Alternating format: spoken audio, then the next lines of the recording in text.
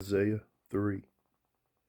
For behold, the Lord of hosts, doth take away from Jerusalem and from Judah the stay and the staff, the whole stay of bread and the whole stay of water, the mighty man and the man of war, the judge and the prophet and the prudent and the ancient, the captain of 50 and the honorable man, and the counselor and the cunning artificer and the eloquent orator. And I will give children to be their princes, and babes shall rule over them. And the people shall be oppressed every one by another, and every one by his neighbor. The child shall behave himself proudly against the ancient, and the base against the honorable. When a man shall take hold of his brother of the house of his father, saying, Thou hast clothing, be thou our ruler, and let this ruin be under thy hand. In that day shall he answer, saying, I will not be an healer, for in my house is neither bread nor clothing. Make me not a ruler of the people. For Jerusalem is ruined and Judah is fallen, because their tongue and their doings are against the Lord, to provoke the eyes of his glory. The shew of their countenance doth witness against them, and they declare their sin as Sodom, they hide it not. Woe unto their soul, for they have rewarded evil for unto themselves. Say ye to the righteous that it shall be well with him, for they shall eat the fruit of their doings.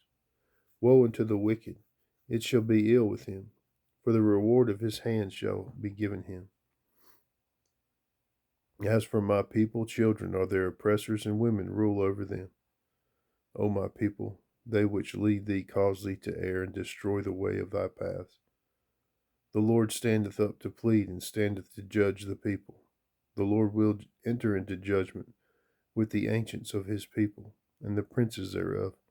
For ye have eaten up the vineyard, and the spoil of the poor is in your houses.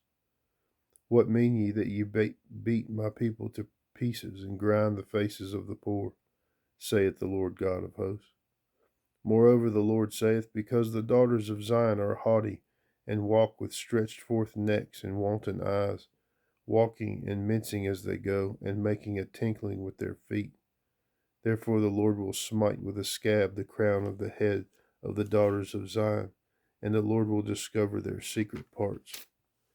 In that day the Lord will take away the bravery of their tinkling ornaments about their feet, and their cauls and their round tires like the moon, the chains and the bracelets and the mufflers, the bonnets and the ornaments of the legs, and the headbands, and the tablets and the earrings, the rings and the nose jewels, the changeable suits of apparel, and the mantles and the wimples and the crisping pins, the glasses and the fine linen, and the hoods and the veils.